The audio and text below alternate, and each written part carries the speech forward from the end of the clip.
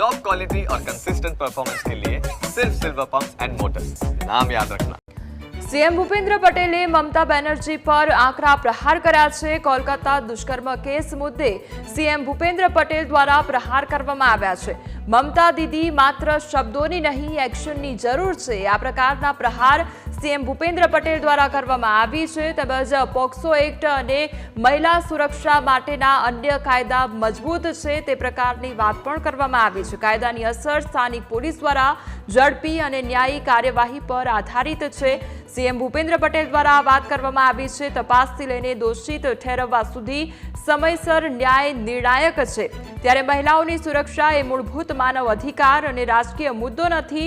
आ प्रहार पण सीएम भूपेन्द्र पटेल द्वारा करवामां आव्या छे। आपणे पारदर्शिता अने सामूहिक जवाबदारी साथे काम करवुं जोईए, आ वात पण करवामां आवी छे।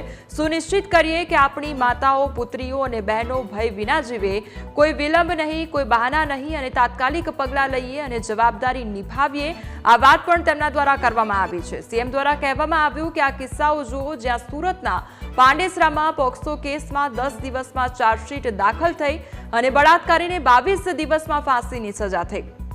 પૂના પોલીસ સ્ટેશન કેસમાં બળાત્કારીને માત્ર 32 દિવસમાં ફાંસીની સજા આપવામાં આવી અને માત્ર બળાત્કારના કેસમાં જ નહીં પરંતુ 22 વર્ષની પુત્રીની હત્યામાં પણ ગુજરાત પોલીસે 9 દિવસમાં ચાર્જશીટ દાખલ કરી અને 75 દિવસમાં ફાંસીની સજા ફટકારી।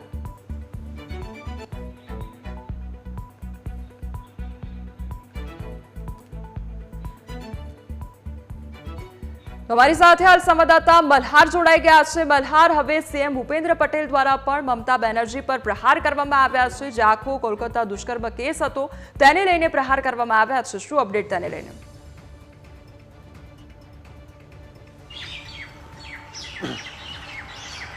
कोमल नजर करवा जाइए तो जे रीते राज्यना मुख्यमंत्री हमेशा शांत स्वभाव तरीके ओळखाता होय छे, परंतु आज राज्यना मुख्यमंत्रीए एक्सना माध्यमथी कलकत्ताना सीएमनी जे छे ते चाटकणी काढવાનો प्रयास कर्यो हतो। राज्यना मुख्यमंत्रीए कलकत्तानी अंदर जे रीते तबीबी महिलाओं पर गैंगरेप थयो हतो त्यारबाद तेनी जे रीते हत्या थई हती तेने लईने जे छे ते मुख्यमंत्रीए एक्सना माध्यमथी जे छे ते पोतानो आक्रोश व्यक्त करता कलकत्ताना मुख्यमंत्रीनी झाटकड़ी काढता जणाव्युं हतुं के गुजरातमां आ प्रकारना गुना बनता होय छे तो तात्कालिक धोरणे जे छे ते आरोपीनी अटकायत करी लेवामां आवे छे। फास्ट ट्रेकनी अंदर केस जे छे चलाववामां आवे छे अने पीड़ित परिवारने वहेली तके न्याय मळे ते प्रकारनुं राज्य सरकारनुं एटले के गुजरात सरकारनुं आयोजन होय छे। मुख्यमंत्रीए पोताना एक्स पोस्ट पर जे छे ते सूरतना પાંડેસરની घटना जे छे ते पण वर्णवी हती। तेनी अंदर 10 दिवसनी अंदर जे छे ते चार्जशीट दाखल करीने 22 दिवसना गाळामां आरोपीने फांसीना माछड़े जे छे ते धकेली दीधो छे ते प्रकारनो पण उल्लेख कर्यो छे। आ उपरांत मुख्यमंत्रीए पुणेनी घटनानो पण उल्लेख करता जणाव्युं हतुं के पुणेमां पण 30 दिवसना गाळानी अंदर जे छे ते आरोपीने फांसीनी सजा आपी देवामां आवी हती। એટલે કે ગુજરાત રાજ્યની અંદર પોસ્કોનો અમલ જે છે તે લાગુ કરી દેવામાં આવ્યો છે અને આ પ્રકારના બલાત્કારની ઘટના અથવા છેડતીની ઘટના આવતી હોય છે ત્યારે રાજ્ય સરકાર જે છે તે કોઈપણ પ્રકારનું રાજકારણ કર્યા વગર આરોપીઓને જે છે તે જેલના હવાલે અથવા તો ફાંસીના માછડે જે છે તે ચડાવી દે છે।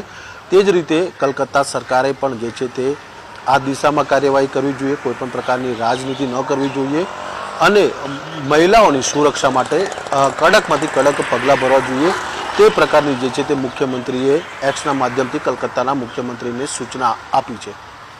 જી મલ્હાર, આપણે જે ઘટના જોઈ અને જે ઘટના સર્જાઈ ત્યારબાદની પરિસ્થિતિ પણ આપણે સૌ કોઈએ જોઈ કે કેટલો વિરોધ થયો અને તેને લઈને મહિલાઓ રસ્તા ઉપર ઉતરી આવી, પરંતુ તેમ છતાં પણ હજુ આપણે એ રાહ જોઈને જ બેઠા છે કે ક્યારે ઠોસ કાર્યવાહી થશે અને આ બધું ક્યારે બંધ થશે તેની રાહ જોઈને બેઠા છે। એટલે આજ જે ગુસ્સો છે એ પણ સીએમ દ્વારા નીકળ્યો હોય એવું લાગી રહ્યું છે, કારણ કે સીએમ પણ એટલા જ ગુસ્સામાં જોવા મળી રહ્યા છે અને એ જ ગુસ્સો એમના શબ્દોમાં જોવા મળી રહ્યો છે કે હવે એક્શન ની જરૂર છે। તો અમારી સાથે હાલ પ્રફુલ પાનસરિયા જોડાઈ ગયા છે। પ્રફુલભાઈ, સૌથી પહેલા તો આપનું ન્યૂઝ કેપિટલમાં સ્વાગત છે। પ્રફુલભાઈ, હવે સીએમ ભૂપેન્દ્ર પટેલ દ્વારા જે આકરા પ્રહાર કરવામાં આવ્યા છે અને એક્શનની વાત કરવામાં આવી છે, કોલકાતા દુષ્કર્મ કેસ આપણે સૌ કોઈ એ મુદ્દાથી અવગત છે અને ત્યારબાદની પરિસ્થિતિ પણ આપણે સૌ કોઈએ જોઈ છે, એટલે હવે આક્રોશ સીએમના શબ્દોમાં પણ જોવા મળી રહ્યો છે, એટલે એના ઉપર સૌથી પહેલા તો આપનું રિએક્શન। આદરણીય મુખ્યમંત્રી ભૂપેન્દ્રભાઈ પટેલ આમ તો મૃદુ સ્વભાવના છે, પણ એને સત્ય વાસ્તવિકતા પોતાની એ સરકારની રજૂ કરી છે.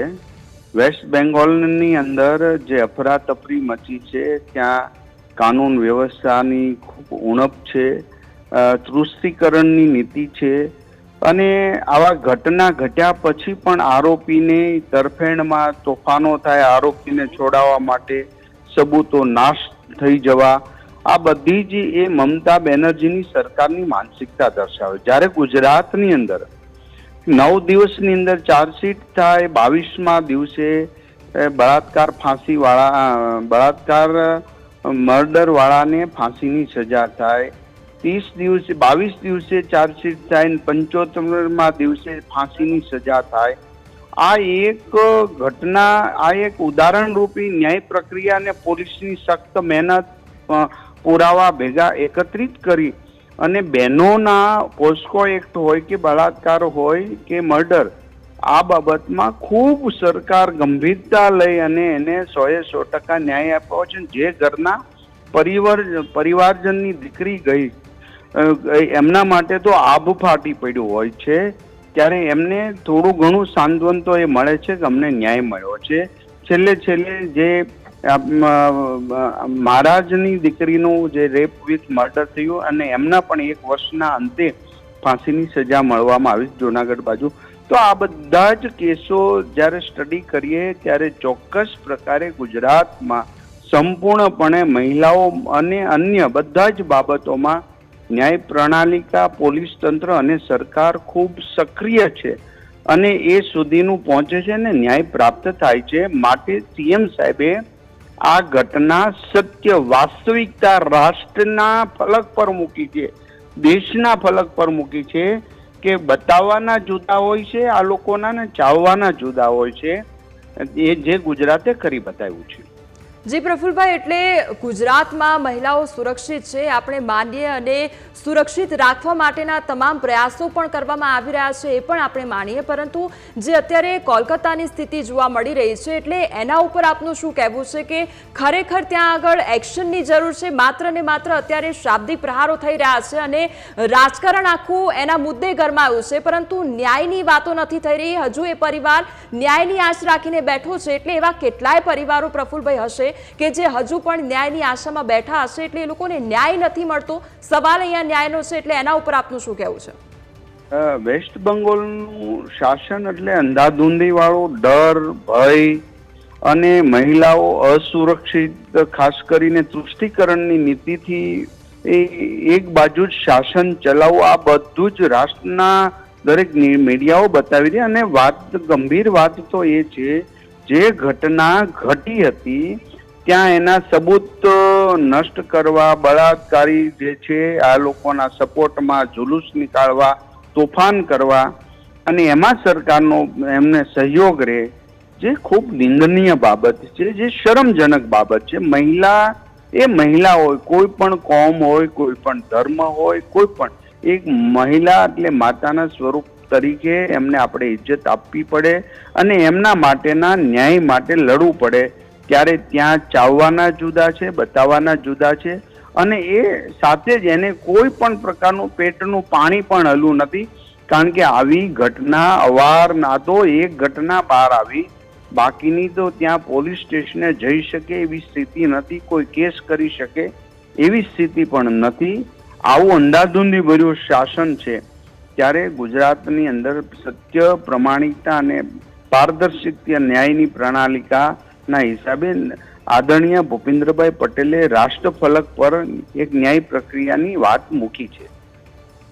જી પ્રફુલભાઈ, આપ અમારી સાથે જોડાયા તે બદલ આપનો આભાર.